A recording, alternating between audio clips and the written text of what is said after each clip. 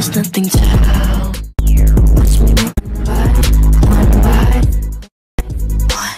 Count my cards.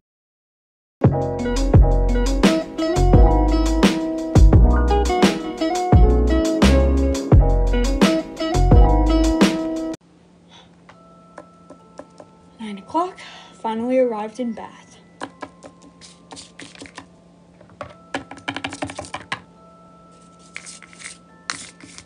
Excuse me, but is there a fairly cheap hotel not too far away from here?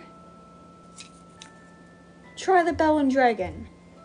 They might take you in. It's about a quarter of a mile along the other side. Thank you. I've never been to Bath before. Don't know anyone who lives here. But Mr. Greensled did say it was a splendid city.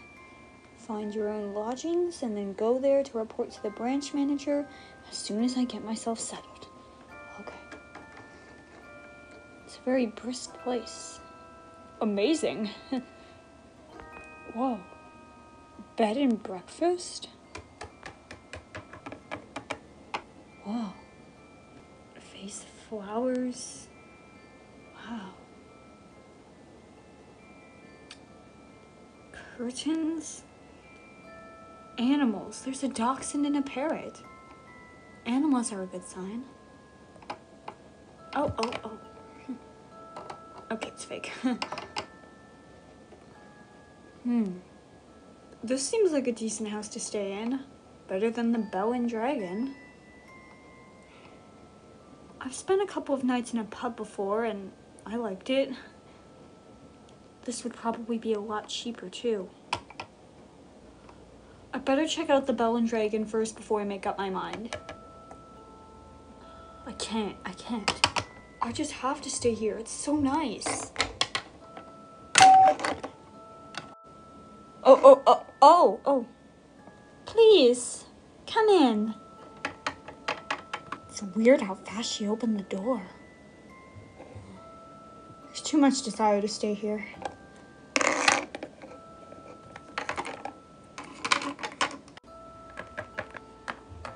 I saw the notice in the window. Yes, I know. I was wondering about a room. Oh, it's all ready for you, my dear. I was on my way to the Bell and Dragon, but the notice in your window just happened to catch my eye. My dear boy, why don't you stay in and come out of the cold? How much do you charge? 5 and 6 pence a night, including breakfast. That is fantastically cheap. Less than half of what I was willing to pay. If that's too much, then perhaps I can reduce it just a tiny bit. Do you desire an egg for breakfast? Eggs are expensive at the moment. It would be 6 pence less without the egg. 5 and 6 pence is fine. I should like very much to stay here. I knew you would. Do come in. Okay, Billy, she seems terribly nice. She looks exactly like the mother of one of those best school friends welcoming me into the house to stay for the Christmas holidays.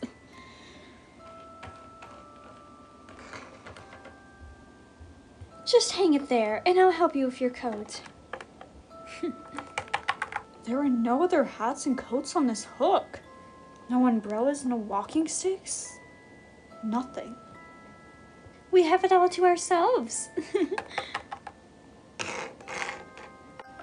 You see, it isn't very often I have the pleasure of taking a visitor into my little nest. This old girl is slightly dotty, but at 5 and 6 pence a night, who gives a damn about that? Oh, I should have thought you'd be simply swamped with applicants. Oh, I am, my dear.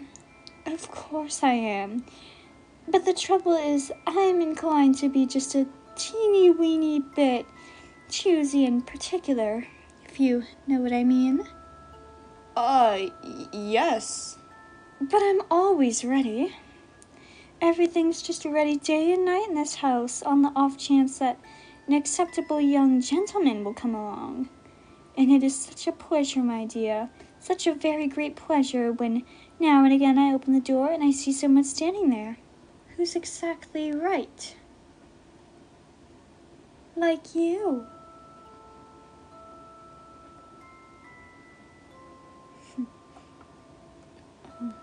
The first floor is mine, and the second one is all yours. Here's your room. I do hope you'll like it. It's small, but charming. The morning sun comes right in this window, Mr. Perkins. It is Mr. Perkins, isn't it? No, it's Billy Weaver. Mr. Weaver, how nice. I put a water bottle between the sheets to air them out. Mr. Weaver, it's such a comfort to have a hot water bottle in a strange bed with clean sheets. Don't you agree? And you may light the gas fire at any time if you feel chilly. Thank you. Thank you ever so much. I'm glad you appeared. I was beginning to get worried.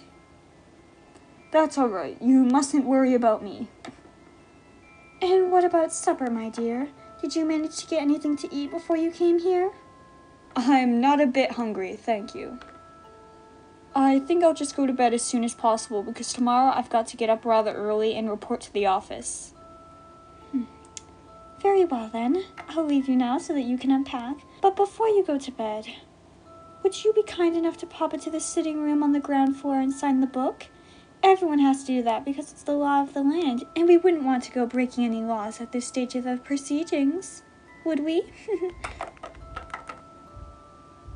Okay, so she seems to be slightly off her rocker, but I'm not really worried.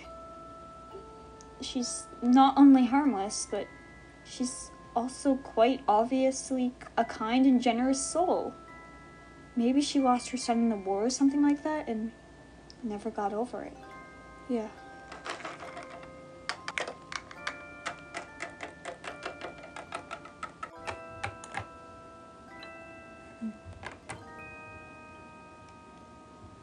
Wait, there's only 2 entries in this book. Christopher Mulholland from Cardiff? Gregory W. Temple from Bristol? That's funny. Christopher Mulholland. Rings a bell. Where on earth did I hear that rather unusual name before? Was he a boy at school? Was he one of my sister's numerous young men? A friend of my father's? No. Christopher Mulholland. 231 Catterall Road, Cardiff. Gregory W. Temple. 27 Sycamore Drive, Bristol. Hold on. Gregory Temple? Christopher Mulholland? Such charming boys. Oh. They do sound familiar. They do? How interesting. I'm almost positive I've heard those names before somewhere. Isn't that weird? Maybe it was in the newspapers. They weren't famous in any way, were they? I mean, like famous cricketers or footballers or something like that? Famous? No, I don't think they were famous. But they were extraordinarily handsome, both of them. I can promise you that. They were tall and young and handsome. My dear, just exactly like you. Look here. This last entry is over 2 years old. It is? Yes, indeed. And Christopher Mulholland's nearly a year before that. More than 3 years ago. Dear me. I would have never thought it. How time does fly away from us all, doesn't it, Mr. Wilkins? It's Weaver. Weaver. Oh, of course it is. How silly of me. I do apologize. In one ear and out the other. That's me, Mr. Weaver. You know something? Something that's really quite extraordinary about this? No, dear, I don't. Well, you see, both of these names, Mulholland and Temple, I not only seem to remember each one of them separately, so to speak, but somehow or other, in some peculiar way, they both appear to be sort of connected together as well, as though they were both famous for the same sort of thing. If you see what I mean, like Dempsey and Tunney, for example, or Churchill or Roosevelt. How amusing. But come over here now, dear, and sit beside me on the sofa, and I'll get you a nice cup of tea and a ginger biscuit before you go to bed. You really shouldn't bother. I didn't mean you to do anything like that. I'm almost positive it was in the newspapers I saw them. I'll think of it in a second. I'm sure I will. Now wait a minute. Wait just a minute. Christopher Mulholland. Wasn't that the name of that Eton schoolboy who was on a walking tour through the West Country when all of a sudden... Milk? And sugar? Yes, please. And then all of a sudden... Eton schoolboy? Oh no, my dear, that can't possibly be right, because my Mr. Mulholland was certainly not an Eton schoolboy when he came to me. He was a Cambridge graduate. Come over here now and sit next to me and warm yourself in front of this lovely fire. Come on, your tea's all ready for you. There we are. How nice and cozy this is, isn't it?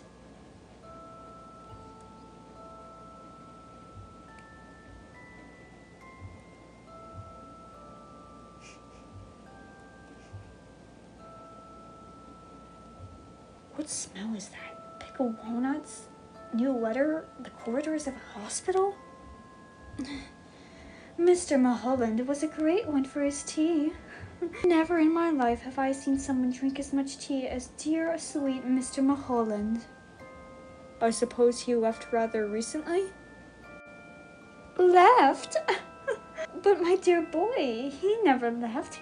He's still here. Mr. Temple is also here. They're on the 3rd floor, both of them, together.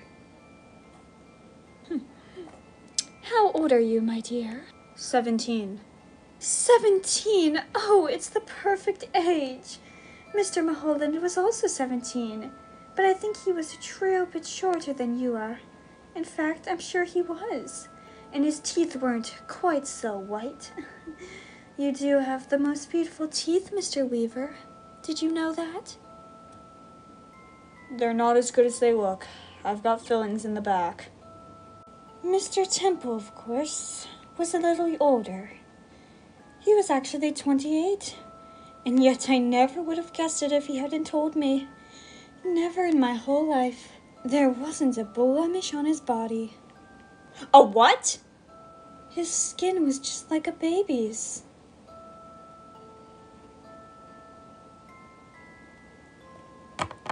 That parrot. You know something?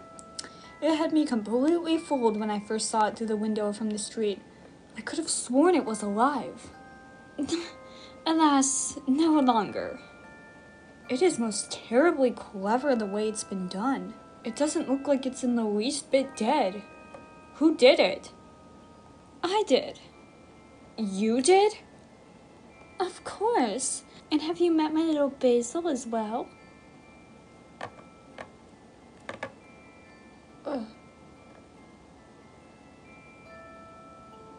Good gracious me, how absolutely fascinating. It must be awfully difficult to do a thing like that. Not in the least. I stuff all my little pets myself when they pass away.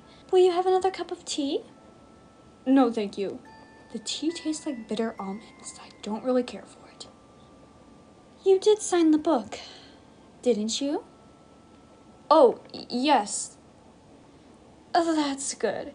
Because later on, if I happen to forget what you were called, I can always come in here and look it up. I still do that almost every day with Mr. Mulholland and Mr. Temple. Gregory Temple. Right. Excuse my asking, but haven't there been any other guests here except them in the last 2 or 3 years?